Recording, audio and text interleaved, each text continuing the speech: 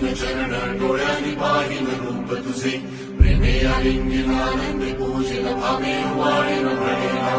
त्वमेव माता च पिता त्वमेव त्वमेव बन्धुश्च सखा त्वमेव त्वमेव विद्या जगतं त्वमेव त्वमेव सर्वं मम देवदेव कायेन वाचा मनसेन्द्रियेण बुद्ध्यात्मना वा प्रकृतिस्वभावात् करोमि यत् सकलं परस्मै नारायणाय